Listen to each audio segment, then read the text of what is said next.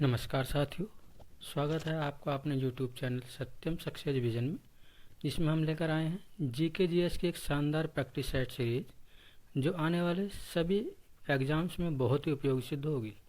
आइए शुरू करते हैं प्रैक्टिस सेट नंबर 1।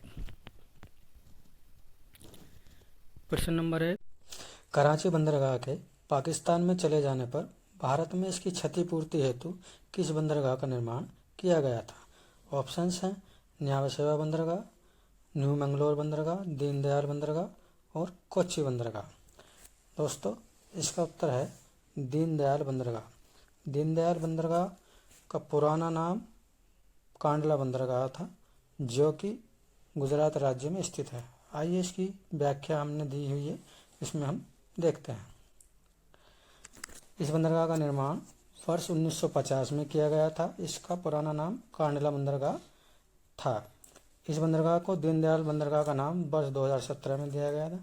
यह बंदरगाह गुजरात राज्य में स्थित है। यह एक ज्वारीय बंदरगाह है और इसे मुक्त बंदरगाह, चुंगी रहित बंदरगाह और टैक्स फ्री बंदरगाह के नाम से भी जाना जाता है। यह बंदरगाह सर्वाधिक कमाई करने वाला बंदरगाह भी है। चलिए देखते हैं नेक्स्ट क्वेश्चन। भारत में कौन सा मेला आदिवासियों का कुंभ के नाम से जाना जाता है? ऑप्शंस हैं देवीधुरा मेला, वणेश्वर मेला, गणगौर मेला और हरिहर मेला। दोस्तों, इसका उत्तर होगा वणेश्वर मेला। इसकी व्याख्या हम थोड़ी और देखते हैं। आगे इसकी व्याख्या दी गई है। यह मेला राजस्थान राज्य में मनाया जाता है और 3 नदियों जो कि सोम, माही और जाखम नदी हैं, इनके संगम पर इसको मनाया जाता है। नेक्स्ट क्वेश्चन देखते हैं। ओलंपिक खेलों में महिलाओं की भागीदारी सर्वप्रथम कब प्रारंभ हुई थी? ऑप्शंस हैं Berlin Olympic, Amsterdam Olympic, Los Angeles Olympic, Paris Olympic. दोस्तों, इसका करेक्ट आंसर है पेरिस ओलंपिक। इसकी व्याख्या देखते हैं, जो कि नेक्स्ट पेज पे हमारी दी गई है। ओलंपिक खेलों की शुरुआत 776 बीसी में हुई थी। 1900 में भारत की एकमात्र महिला नॉर्मन पिचार्ड को भारतीय मूल की ब्रिटिश धावक ने भाग लिया था। भारत में 1928 में एक टीम के रूप में ओलंपिक में भाग लिया था और इसी में इस हॉकी टीम ने स्वर्ण पदक जीता था। 1905 में यह महिला नॉर्मन पिचार्ड अमेरिका चली गई और बॉलीवुड में एक्टर बन गए। नेक्स्ट क्वेश्चन देखते हैं। भारत और पाकिस्तान के बीच सिंधु जल समझौता कब हुआ? ऑप्शंस हैं 1960 ईस्वी में, 1951 ईस्वी में, 1952 ईस्वी में और 1972 ईस्वी में। दोस्तों, इस क्वेश्चन का उत्तर हमारा होगा 1960 ईस्वी में। 1960 ईस्वी में भारत और पाकिस्तान के बीच एक सिंधु जल समझौता हुआ था, जिसमें भारत के प्रधानमंत्री जवाहरलाल नेहरू और पाकिस्तान के राष्ट्रपति अयूब खान ने इस समझौते पर हस्ताक्षर किए थे। इस समझौते में एक पाक और भारत को 3 नदियों का नियंत्रण मिला, जिसमें पाक को सिंधु, झेलम और चिनाब और भारत को रावी, ब्यास और सतलज नदियों के पानी पर नियंत्रण दिया गया। चलिए देखते हैं अपना अगला क्वेश्चन। किस सूफी संत ने 7 सुल्तानों का काल देखा परंतु किसी भी सुल्तान के दरबार में उपस्थित नहीं हुए थे? ऑप्शंस हैं बाबा फरीद, निजामुद्दीन औलिया, शेख सलीम चिश्ती, मोहिउद्दीन चिश्ती। तो दोस्तों, इसका उत्तर होगा हमारा निजामुद्दीन औलिया। इसके बारे में और अधिक जानकारी के लिए इसकी व्याख्या देखते हैं। इनका जन्म बदायूं में हुआ था और निजामुद्दीन औलिया को बाबा फरीद का शिष्य कहा जाता है और इन्होंने योग की एक प्राणायाम विधि को अपनाया था, जिसके कारण इन्हें योग सिद्ध भी कहा जाता है। इनकी दरगाह नई दिल्ली में स्थित है। आइए चलते हैं अपने नेक्स्ट क्वेश्चन की ओर। भारत को 9 पिन कोड क्षेत्रों में बांटा गया है, जिसके लिए 6 अंकों का एक विशेष कोड प्रणाली है। इसमें तीसरा अंक किसे दर्शाता है? ऑप्शन है हमारे उप क्षेत्र के कोड को, भारत के क्षेत्र कोड को, जिला कोड को, पोस्ट ऑफिस कोड को। उत्तर होगा दोस्तों हमारा इसमें जिला कोड को। जिला कोड जो कि तीसरे नंबर का अंक होगा हमारा, ये हमारा जिले कोड को दर्शाता है। आइए उदाहरण के रूप में इसका समझते हैं। इसको एक पिन कोड दिया हुआ है 2442 235। इसमें 2 भारत का क्षेत्र कोड को दर्शाता है जो कि पहला अंक है, दूसरा अंक 4 उपक्षेत्र कोड को दर्शाता है और तीसरा अंक 4 जिले के कोड को दर्शाता है और अंतिम 3 अंक पोस्ट ऑफिस के कोड को दर्शाते हैं। आइए चलते हैं अगले क्वेश्चन की ओर। भारत में गेहूं की फसल वृद्धि के लिए इष्टतम तापक्रम कितना डिग्री सेल्सियस होना चाहिए? ऑप्शंस हैं 20 degree Celsius, 25 degree Celsius, 28 degree Celsius और 30 डिग्री सेल्सियस। दोस्तों इसका उत्तर होगा हमारा 20 डिग्री सेल्सियस। इसकी व्याख्या देखते हैं। गेहूं उत्पादन में भारत का विश्व में द्वितीय स्थान है, जबकि चीन पहले स्थान पर है। भारत के राज्यों में गेहूं उत्पादन में उत्तर प्रदेश प्रथम स्थान पर है, जबकि मध्य प्रदेश दूसरे स्थान पर है। यहाँ गेहूं की कुछ किस्में दी गई हैं, जैसे लार्मा, रोजा, सोनारा 64, मैकारोनी, HS20, HS355 कुछ गेहूं की प्रमुख किस्में हैं। चलिए बढ़ते हैं अपने अगले क्वेश्चन की ओर। राष्ट्रपति के त्यागपत्र देने पर इसकी सूचना उपराष्ट्रपति सबसे पहले किसे देता है? ऑप्शन है हमारे प्रधानमंत्री को, सर्वोच्च न्यायालय के मुख्य न्यायाधीश को, कैबिनेट सचिव को या लोकसभा अध्यक्ष को। तो इसका उत्तर होगा दोस्तों लोकसभा अध्यक्ष को। आइए इसके बारे में थोड़ी और व्याख्या देखते हैं। राष्ट्रपति पद के लिए आयु 35 वर्ष होना अनिवार्य है। राष्ट्रपति की शपथ का वर्णन अनुच्छेद 60 में वर्णित है और राष्ट्रपति अनुच्छेद 123 के अनुसार अध्यादेश जारी कर सकता है। राष्ट्रपति शासन का वर्णन अनुच्छेद 356 में है। राष्ट्रपति वित्तीय आपातकाल की घोषणा अनुच्छेद 360 के अनुसार करता है और राष्ट्रपति के कार्यकाल 5 वर्ष का होता है। चलिए अगले क्वेश्चन की ओर चलते हैं। वर्णक लाइकोपिन निम्न में से किसका रंग निर्धारण के लिए उत्तरदायी है? ऑप्शंस हैं सेब, टमाटर, गाजर, पपीता। दोस्तों टमाटर इसका राइट आंसर होगा। टमाटर का लाल रंग लाइकोपिन वर्णक के कारण होता है। इसकी कुछ व्याख्या देखते हैं।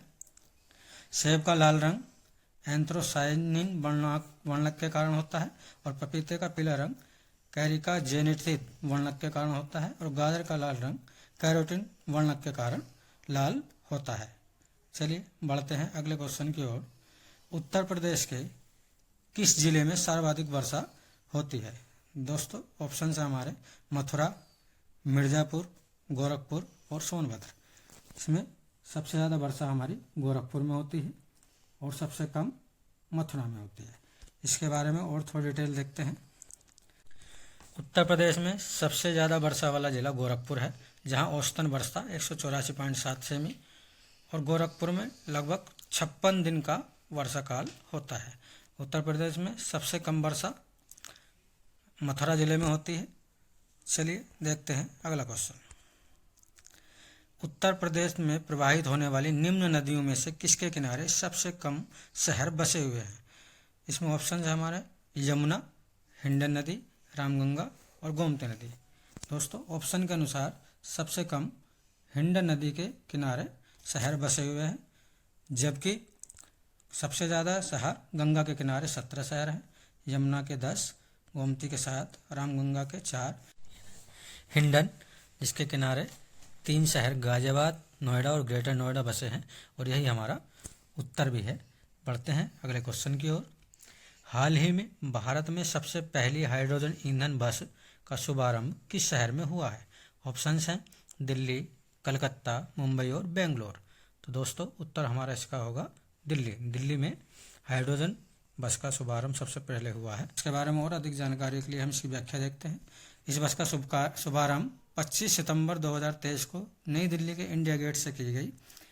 प्राकृतिक गैस मंत्री हरदीप सिंह पुरी ने इसको हरी झंडी दिखाकर शुरू किया और भारत में 2070 तक शून्य कार्बन उत्सर्जन का जो लक्ष्य रखा गया है उसके लिए ये बस को चलाया गया है। चलिए बढ़ते हैं अपने अगले क्वेश्चन की ओर। भारत की संविधान सभा में महिला सदस्यों की कुल संख्या कितनी थी?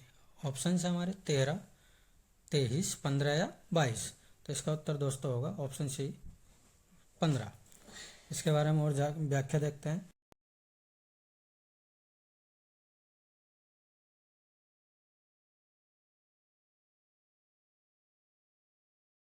93 और महिलाओं की कुल संख्या संविधान सभा में 15 थे। तो संविधान सभा की पहली बैठक 9 दिसंबर 1946 को और दोस्तों अंतिम बैठक 24 जनवरी 1950 को हुई थी। चलिए अगला क्वेश्चन देखते हैं। निम्न में से कौन सी नदी यमुना नदी की सहायक नदी नहीं है? ऑप्शंस हैं केन, सोन नदी, बेतवा नदी और चंबल नदी। तो इसमें सोन नदी हमारा उत्तर होगा। सोन नदी गंगा की सहायक नदी है, ना कि यमुना की। इसकी व्याख्या है सोन नदी यमुना की नहीं बल्कि गंगा की सहायक नदी है। यमुना, जिसका एक अन्य नाम कालिंदी भी है, गंगा की सबसे बड़ी सहायक नदी है। यमुना की सहायक नदी चंबल नदी में घड़ियाल भी पाए जाते हैं, इसके लिए विख्यात है। नेक्स्ट क्वेश्चन, सीमेंट को शीघ्र जमने से रोकने के लिए इनमें किस तत्व का उपयोग किया जाता है? ऑप्शन है silica, alumina, gypsum, calcium oxide. देखिए इसका उत्तर होगा जिप्सम। इसकी व्याख्या देखते हैं। सीमेंट में ट्राई कैल्शियम एल्यूमिनेट मिलाया जाता है जो प्रकृति में शीघ्र जमने वाला एक पदार्थ है। तो ताकि ये तुरंत ना जमे इसके लिए इसमें जिप्सम को मिलाया जाता है। और सीमेंट की खोज दोस्तों 1824 ईस्वी में जोसेफ ऑस्टिन ने की थी। चलिए नेक्स्ट क्वेश्चन देखते हैं। 9 से 10 सितंबर 2023 को नई दिल्ली में 18वें G20 शिखर सम्मेलन का आयोजन हुआ है। इसमें G20 का नया स्थायी सदस्य किसा बनाया गया है? ऑप्शन है हमारे ओमान, मॉरिशस, सिंगापुर और अफ्रीकी संघ। तो अफ्रीकी संघ इसका उत्तर होगा दोस्तों। इसके बारे में थोड़ी सी और व्याख्या हम देखते हैं। आयोजित पहला G20 सम्मेलन था। इसका आयोजन दिल्ली के प्रगति मैदान में स्थित भारत मंडपम में हुआ। यह आयोजन, इसके मुख्य समन्वयक हर्षवर्धन श्रृंगला थे। इस आयोजन में भारत की ओर से शेरपा अमिताभ कांत थे। G20 में स्थापना से अब तक केवल एक ही बार विस्तार हुआ है और इसका नया सदस्य अफ्रीकन संघ को बनाया गया है। अब इस संघ में 55 देश शामिल हैं। चलिए बढ़ते हैं अगले क्वेश्चन की ओर। किस मुस्लिम शासक ने कभी भी हिंदुओं पर जजिया कर नहीं लगाया था? तो ऑप्शन है हमारे मोहम्मद बिन कासिम, औरंगजेब, अकबर और फिरोज शाह तुगलक। दोस्तों इसमें उत्तर होगा हमारा अकबर। अकबर ने कभी भी हिंदुओं में जजिया कर नहीं लगाया बल्कि हटाया था। बाकी इन तीनों ने लगाया था। इसकी व्याख्या देखते हैं। जजिया कर लगाने वाला पहला मुस्लिम शासक मोहम्मद बिन कासिम था। दूसरी बार 1376 ईस्वी में जजिया कर फिरोज शाह तुगलक ने लगाया था।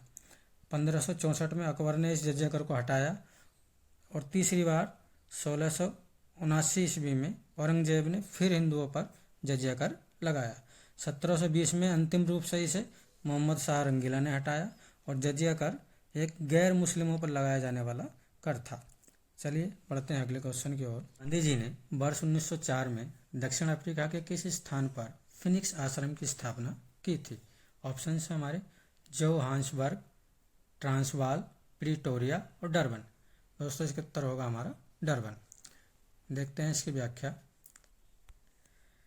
गांधी जी ने दक्षिण अफ्रीका में 2 आश्रमों की स्थापना की थी। पहला टालस्टॉय आश्रम जो 1902 में जोहान्सबर्ग में की थी और दूसरा आश्रम डरबन जो 1904 में स्थापित किया था। गांधी जी दक्षिण अफ्रीका 1893 में SS तिलक्षणा जहाज से गए थे और वापस 9 जनवरी 1915 में आए और इसी दिन को भारत में प्रवासी दिवस के रूप में मनाया जाता है। बढ़ते हैं अगले क्वेश्चन की ओर। ICC पुरुष क्रिकेट विश्व कप 2023 के 13वें संस्करण का आयोजन भारत में 5 अगस्त से 19 नवंबर 2023 को हुआ है। इस टूर्नामेंट में सर्वाधिक कैच लेने वाला खिलाड़ी कौन बना है? तो ऑप्शन हैं Daryl Mitchell, Ravindra Jadeja, Glenn Maxwell और सचिन रविंद्र। तो इसमें उत्तर होगा हमारा दोस्तों ऑप्शन है डेरिल मिचेल। ICC पुरुष क्रिकेट विश्व कप 2023 में डेरिल मिचेल ने कुल 11 कैच लपककर यह उपलब्धि अपने नाम की है। यह न्यूजीलैंड टीम के खिलाड़ी हैं और इस वर्ल्ड कप में ऑस्ट्रेलिया की टीम विजेता रही जबकि उपविजेता टीम भारत की रही। Final match Narendra Modi stadium Ahmedabad Gujarat में हुआ। चलिए बढ़ते हैं नेक्स्ट क्वेश्चन की ओर। आम आदमी बीमा योजना को भारत सरकार द्वारा कब प्रारंभ किया गया था? ऑप्शन है 15 अगस्त 2009 में, 2 अक्टूबर 2007 में, 26 जनवरी 2011 या 27 सितंबर 2005 में। तो दोस्तों इसका उत्तर होगा ऑप्शन बी 2 अक्टूबर 2007 में। यह योजना निर्धनता रेखा से नीचे जीवन यापन करने वाले भूमिहीन परिवारों के लिए भारत सरकार ने लाई थी और इस योजना में 18 से 59 वर्ष के बीच आयु होना अनिवार्य थी और इसमें केंद्र और राज्य सरकार 50-50% प्रीमियम को वहन करेंगे, जो कि 200 रुपये प्रति व्यक्ति सदस्य रखी गए थे, निर्धारित किए गए थे। प्रदूषण युक्त वायुमंडल को निम्न में से किसके द्वारा स्वच्छ किया जाता है? ऑप्शन है हमारे सूर्य तत्व, हवा, ऑक्सीजन और वर्षा। तो दोस्तों इसका उत्तर होगा वर्षा। प्रदूषित वायुमंडल में धूल, धुआं और बहुत से हानिकारक पदार्थ उपस्थित रहते हैं जिन्हें वर्षा द्वारा स्वच्छ किया जाता है। भारत में औसतन वर्षा 125 सेंटीमीटर तक होती है। ये सेंटीग्रेड गलत है, यहाँ सेंटीमीटर होना चाहिए। नेक्स्ट, सर्वाधिक वर्षा भारत में जून से सितंबर माह के लगभग 75% दक्षिण पश्चिम मानसून से होती है। चलिए बढ़ते हैं नेक्स्ट क्वेश्चन में। 2023 में नीति आयोग द्वारा रिपोर्ट राष्ट्रीय बहुआयामी निर्धनता सूचकांक के अनुसार उत्तर प्रदेश का कौन सा जिला सबसे गरीब है? ऑप्शन हैं बहराइच, श्रावस्ती, बलरामपुर और बदायूं।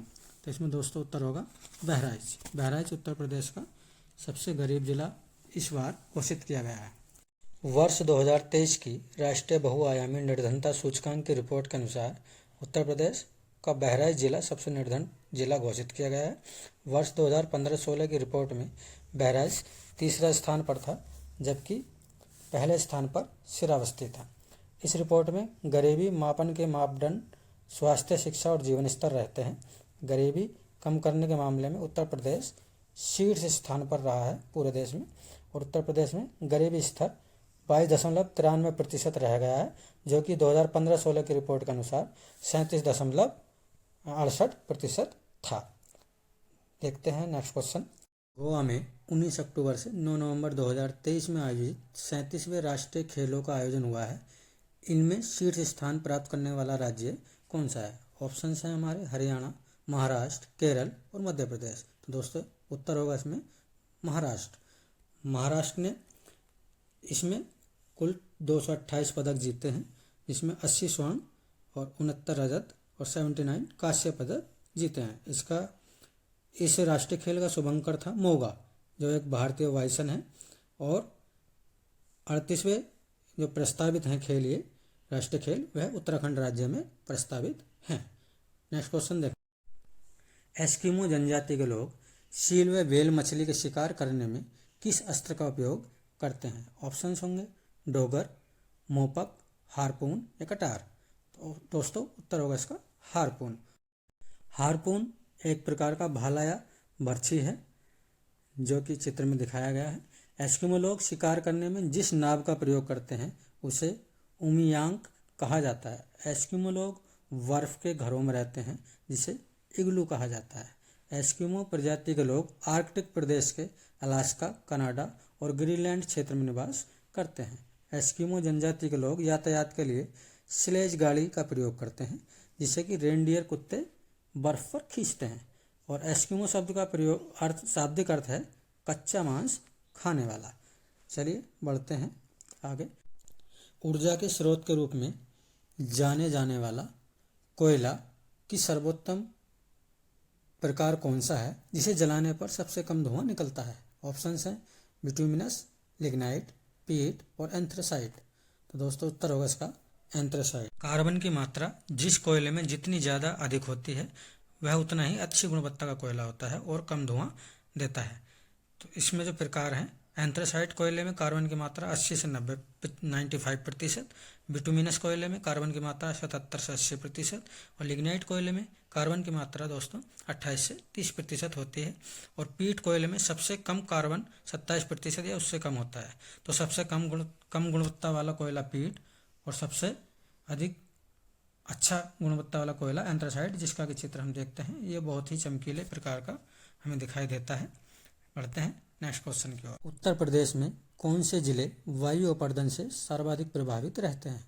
ऑप्शन है हमारे श्रावस्ती, बलरामपुर। ऑप्शन 2 पीलीभीत, बरेली। 3 बलिया, गाजीपुर। 4 मथुरा, आगरा। तो उत्तर होगा इसका हमारा मथुरा, आगरा। आगरा, मथुरा, इटावा, ये 3 जिले वायु अपर्दन से प्रभावित जिले हैं और राजस्थान की सीमा से लगे होने के कारण इनमें अपर्दन अधिकतम होता है। देखते हैं नेक्स्ट क्वेश्चन। किस भारतीय क्रांतिकारी महिला ने दीक्षांत समारोह में अपनी उपाधि ग्रहण करते समय अंग्रेज कुलपति पर गोली चलाई थी? ऑप्शंस हैं कादम्बिनी गांगुली, बीना दास, शांति घोष, सुनिधि चौधरी। तो उत्तर होगा इसका दोस्तों बीना दास। 1932 में इन्होंने अपनी उपाधि लेते हुए यह घटना घटित हुई थी और अंग्रेज कुलपति पर गोली चलाई थी। चित्र आपके सामने है। बढ़ते हैं नेक्स्ट क्वेश्चन की ओर। सूची 1 को सूची 2 से सुमिलित कीजिए। सूची 1 में राज्य और सूची 2 में परमाणु शक्ति केंद्र है। तो उत्तर प्रदेश में कौन सा परमाणु केंद्र है? नरोरा। कर्नाटक में कैंका और गुजरात में काकरापार, जबकि राजस्थान में रावतबाटा है। तो दोस्तों उत्तर होगा इसका तीसरा। चलिए बढ़ते हैं इसकी नेक्स्ट क्वेश्चन की ओर। हजारों झीलों की धरती किस देश को कहा जाता है? ऑप्शंस हैं न्यूयॉर्क, मिस्र, फिनलैंड और स्विट्जरलैंड। तो फिनलैंड इसका उत्तर होगा। फिनलैंड को हजारों धरती की देश कहा जाता है। फिनलैंड एक यूरोपीय संघ का देश है और फिनलैंड की राजधानी हेलसिंकी है। यहाँ की आबादी केवल 53 लाख और यह एक भ्रष्टाचार रहित देश है और खुशहाली में विश्व में कई बार नंबर 1 रह चुका है। आगे देखते हैं। मोदी द चैलेंज ऑफ 2024 ये पुस्तक के लेखक कौन है? ऑप्शंस हैं सत्य सरन, दयाशंकर मिश्र, अच्युत चेतन और मिनहाज मर्चेंट। तो दोस्तों उत्तर होगा इसका मिनहाज मर्चेंट। मिनहाज मर्चेंट एक संपादक, लेखक और प्रकाशक हैं और इन्होंने इस पुस्तक में मोदी जी के 10 वर्ष के कार्यकाल की उपलब्धियां और कार्य के बारे में बताया है। प्रैक्टिस सेट आपके लिए बहुत ही उपयोगी सिद्ध होगा और आपको बहुत अच्छे से पसंद भी आया होगा। अगर आप ऐसी ही और भी आप वीडियो चाहते हैं तो हमारे चैनल से जुड़े रहें और शेयर, लाइक और सब्सक्राइब करें। बेल आइकन को प्रेस करना ना भूलें ताकि हमारी सभी वीडियो की नोटिफिकेशन आपको समय से मिलते रहें। जल्दी मिलते हैं नेक्स्ट प्रैक्टिस सेट के साथ। धन्यवाद, आभार, ऑल द बेस्ट।